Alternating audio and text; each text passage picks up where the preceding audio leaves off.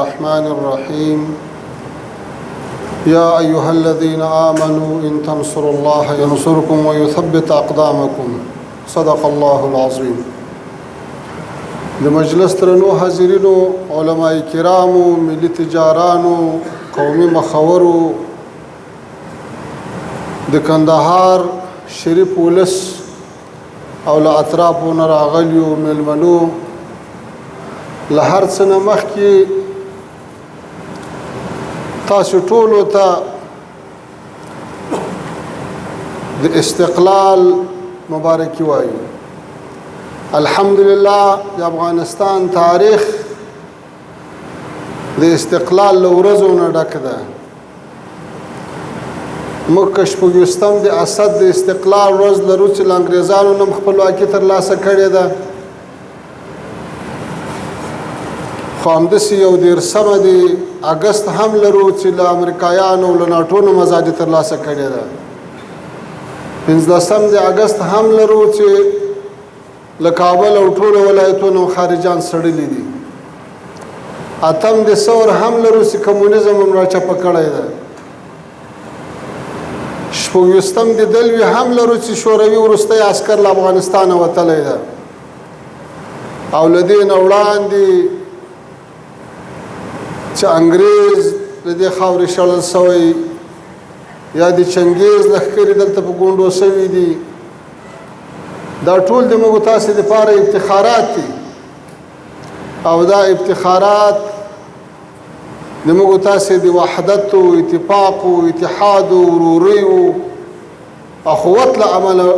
الله تعالی را په برخه کړي دي. ورونو بله مبارکي د دې در کوم چې نن په دې تالار کې د افغانستان د ټولو اقشارو استازي موجود دي. دلته نن د علماو په څنګ کې د پوهنتون استادان ناست دي، د پوهنتون د استادانو په څنګ کې ملي تجاران ناست دي، د ملي تجارانو په څنګ کې سپینګیري او مخور ناست دي، او دلته د ولس د هرې برخې نه وګړي ګډ سره ناست دي. نن افغانستان هغه حالت ته رسېدلی چې نور افغانستان د یو ګوند یا د یو تنظیم یا د یو قشر یا د یو خاص فکر کور نه د افغانستان د ټولو افغانانو کور ده. الله تعالی دې دغه خوږې ورځې په موږ تاسو باندې نه ترخوي. که مشکلات وي هغه به هم لکه مخکې چې ورونو وویل په صبر او ثبات او استقامت باندې به هغو ته هم وږه ورکوو، او الله تعالی به په ټولو برخو کې کامیابي نصیب کوي انشاءالله تعالی. ورونو چونکې مقررین ډیر دي، وخت کم ده، نو خبرې به نه اوږدو، چونکې د ما مسؤلیت د دې هېواد د دې وګړو د دې ولس خارجي استازیتوب ده. په دې برخه کې د جناب امیرالمؤمنین صاحب او د نورو مشرانو په هدایت شپه ورځ منډې کړي دي، خپل وسم کړی، خواریم کړی د تاسې اواز هم د دنیا هر کونج ته رسولی ده، او الحمدلله اثرات هم مثبت دي. د ډېرو په ذهن کې دا یو سوال چې رسمیت شته که نشته، او رسمیت ولې نشته؟ دا رسمیت خو یو رسمي نوم دی چې شته یا نشته، مهمه دا ده چې موږ نور افغانستان د اغیارو له شره وساتو، او الحمدلله ساتلی هم دی. موږ له شروع نه یو متوازن سیاست غوره کړی ده. متوازن سیاست دا معنی چې د افغانستان خاوره به د یوه ابر قدرت په ګټه او په خوشحالۍ د بل په خلاف نه استعمالیږي، یو افغانستان به نور د ابر قدرتونو د مقابلې ډګر نه وي، دوه او د افغانستان خاوره به د هیچا په ضد نه استعمالیږي. اقتصاد محوره سیاست هم غوره کړی ده. اقتصاد محوره دا معنی چې له نړۍ سره هم اقتصادي راشه درشه زیاته کړې، هغوی ته هم ګټه ورکول، هغو نه هم ګټه غواړو. په دې کې توانېدلي یو تجاران صاحبان ناست دي چې د افغانستان ټول سرحدات هم د تجارت په مخ خلاص ساتلي دي. که عارضي بندش راغلی په ډېره چټکۍ سره، په ډېره خوارۍ سره بېرته الله تعالی کامیابه کړي چې لارې خلاصې وساتو. نن موږ له شپږو ګاونډیو هیوادو سره له یو سره مشکل نه لرو، ټولو سره هم لارې خلاصې دي. نن د دنیا په ډېرو هیوادو کې سفارتونه فعالیت لري، نن په کابل کې د ډېرو هیوادو سفارتونه خلاص دي. ډېر کوشش هم وکړو چې ځینو مهمو هیوادو ته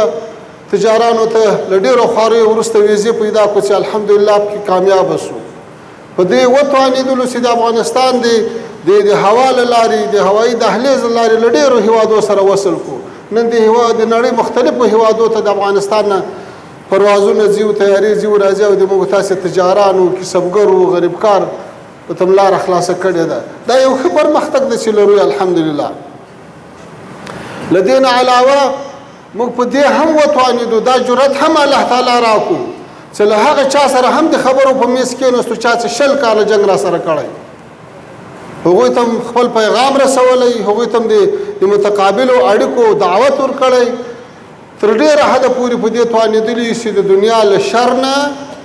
افغانستان وساتو او دا ډېره لویه کامیابي ده. او داسې په حدود د 500 هیوادو کې له موږ تاسو سره 20 کاله جنګېدلي دي. نو دا توقع باید ونه کړو چې دستي د ګلان راباندې وپاشي. هغوی دلته تاوانونه ګاللي دي، هغوی انسانان طلب شوي دي، هغوی یو تاریخي شکست خوړلی ده، هغوی له لویې رسوایۍ سره مخ شوي دي. نو دا توقع باید دستي ونه لرو چې اړیکې د 100% نارمل شي. ولې دا مهمه ده چې نورې له شره محفوظ شو او داسې پرمختګ ولرو چې سوکه هغه نارمل حالت ته سره ورسیږو. په ډېر لنډ وخت کې د افغانستان د حجاجو دپاره کار جوړ شو، په عزت سره ولاړو، په عزت سره رالو، نه په ویزه کې مشکل راغی، نه په پاسپورټ کې مشکل راغی، نه په استوګنه کې مشکل راغی، نه په پرواز کې مشکل راغی. دا ټول هغه څه دي چې موږ تاسې قدم په قدم پرمختګونه لرو او دا د ښو اړیکو نتیجه ده چې که ځینې دنیا د لویو قدرتو تر تاثیر ځینې هیوادونه لاندې وي او ظاهره د رسمیت غږ نشي کولی، ولې په عمل کې الحمدلله تعامل تر ډېره حده پورې رسمي ده. موږ په دې وتوانېدلو چې ګاونډیو هیوادونو ته قناعت ورکړو چې هغوی ته اطمینان ورکړو چې هغه د افغانستان له لارې ترانزیټ شروع کړي. نن د مرکزي اسیا او د جنوبي اسیا ترمنځ عملا تجارت شروع ده، ترانزیټ شروع ده، په سلهاو موټر او کاروانونه ځي او راځي چې هم د موږ په ګټه ده هم د دوی په ګټه ده. حتی په دې وتوانېدو چې د هندوستان کاروان د هندوستان نه د پاکستان له لارې بیا د افغانستان له لارې ازبکستان ته ورسیږي. دا په ډېرو کلو کې نه و تللی، دا د اوس تېر شو. دا یو ښه پرمختګ ده. په موږ باندې به دا اعتراض کېدو چې تاسې پاکستان ته لار ورکړې ده چې له ازبکستان سره وصل شي، موږ ته ولې لار نه راکوي چې له هندوستان سره وصل شو؟ دلته تجاران ناست دي، موږ مالونه اوس ټول د واګا بندر له لارې روان دي. دا یو ښه پرمختګ ده چې موږ کړی ده. او سږکال الحمدلله تر اوسه پورې د لندو میوو په مخه باندې مو هم دروازې نه دي تړل سوي چې دا هم د تجارانو دپاره یو ښه زیری ده، د ټولو هیوادوالو دپاره، د دهقانانو او بزګرانو دپاره. بله خبره ورونو اشاره ورته وکړه چې ټول هیوادوال باید په کور شي. اسلامي امارت عفو اعلان کړه، ټولو ته عفو اعلان کړه او ټول په خپل هیواد کې آزاد ګرځي او یوازې په عفو باندې هم بسنه ونه کړه. هغه خلک چې تشویش یې لارو، له وطنه تللي تښتېدلي په نورو هیوادو کې دي، هغو ته یې د 5-6 وزیرانو په سطحه یو کمیسیون جوړ کړو چې هغو ته یې لار خلاصه کړه چې اوس تاسې هره ورځ اعلانونه اورئ چې هغه هم خپل هیواد ته راځي. په لومړي ځل باندې افغانستان د افغانانو کور شو. پخوا به یوازې هغه چا په دې هیواد کې وخت تېرولی سوای چې د چارواکو به خوښ وو. نن که څوک موږ د نظام سره جوړ دي که نه جوړ دي، که د موږ نظام خوښ ده که ناخوښه ده، خو هیواد خپل هیواد ده. خپل کور، خپل کلی، خپل پټی، خپل هایدرا، خپل غم، خپل ښادي په ازادۍ سره لمانځلی سي او شرکت کې کولی سي، وخت تېرولی سي. دا پابندي په چا نشته چې تا پخوا څه کړي وو څه دې کړي وو. دا ډېره لویه لاسته راوړنه ده، دا باید وساتو. دا یو ډېر لوی افتخار ده چې الله تعالی موږ تاسو ته را په برخه کړو چې د رسول الله صلی الله علیه وسلم هغه مبارک سنت هم راژوندي کړو چې خپلو مخالفینو ته م غېږ خلاصه کړه او د دې له برکته نن په ټول هېواد کې امن هم راغلی. تجارانو ته الحمدلله بل اوس د ترانسپورټ یو سړک کس ولید چې دا تجارو خو د ترانسپورټ په برخه کې اوس د موږ د یو موټر کمه خرچه باید چې په لارې مې پوستو ته ورکولې له هراته تر کابله 10,000 روپۍ وي. چې 1000 روپۍ هلته ورکړه 2000 هلته ورکړه 15000 هلته ورکړه نن له هغه مصرفه خلاص شو نن له دې خلاص شو چې موږ د خپلو موټرو د خپلو مالو په هکله تشویش ولرو چې په لارې به ضایع سي یا به بند سي له دې نه علاوه د پوهنتون استادانو ته ډاډ ورکوو چې اسلامي امارت تر خپله وسه پورې کوشش کوي نن موږ په افغانستان کې 140 یا 140 خصوصي پوهنتونونه لرو ټول خلاص دي او عمومي خلاص دي 40 دولتي پوهنتونونه لرو دا ټول خلاص دي فعالیت لري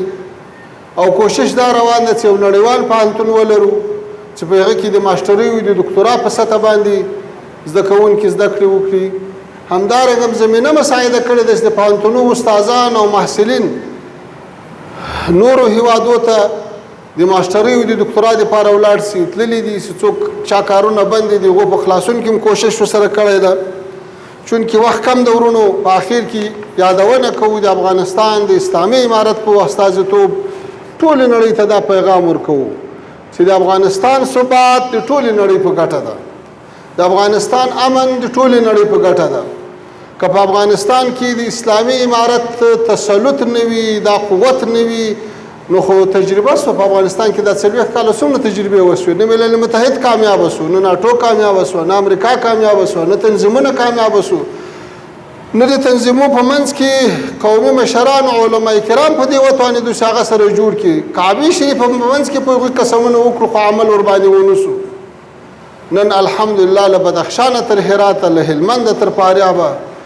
امن او امان ده له هیچا پوښتنه نه کېږي چې ته په قوم څوک یې ته د کوم ولایت یې حتی داسې هم پېښه شوه چې یو وخت کې د جنوب خلک شمال ته نه سوی تللی تاسې به ښه په یاد وي د ولسوالۍ خلک ولایت ته نه سوی تللی د کلي خلک ولسوالۍ ته نه سوی تللی دا خو ډېره لرې خبره وه چې څوک د آزاد وګرځي او په سړکو د مزل وکړي نن چې الله تعالی دا شرایط راوستي دي نو دا د افغانانو هم په ګټه ده د نړیوالو هم په ګټه ده موږ له نړۍ سره مثبت اړیکې غواړو په متقابل احترام ولاړې اړیکې غواړو او په دې ژمنه ولاړو چې د افغانستان خاوره به د هیچا په ضد باندې نه کارول کېږي والذین هم دا جدي غوښتنه لرو چې افغانستان ته دې هم په سپکه سترګه نه ګوري دلته ډېرې امپراتورۍ خاورې سوي دي دلته د ډېرو امپراتورۍ ایدرې جوړې سوي دي نو لهذا څوک دي ناکامه تجربې نه تکراروي څوک دی افغانان نور نه ازموي پرېږدي دا بیچاره ولس دا غریب ولس دا سرشاره غیرتمن ولس د خپلې زندګۍ ته پرېږدي ټوله دنیا په دې باندې شپه ورځ لګیا ده چې په افغانستان کې باید په نړۍ کې باید خلکو ته حق ورکړل سي چې هغوی د خپلې خوښې نظام ولري بیا د افغانانو ته هم دا حق ورکړل سي همدغه افغانانو چې په زر د 1100 ورځو کې په 14 ولایتو په 400 ولسوالیو کې بدلون راوست همدغه ولسي ملاتړ همدغه د ولس خوځښت و دغه ولسي انقلاب و اوس ولې دنیا احترام نه کوي دنیا دې په دې بیچاره ملت باندې خپل فرمایشات نه مني هیله همدا ده چې له موږ سره مثبت اړیکې ولري موږ د مثبتو اړیکو لاس ورغځولی ده الله تعالی له تاسو ټولو سره ښه وکړي له توجه نه مننه وخت کم ده واخر دعوانا ان الحمد لله رب العالمین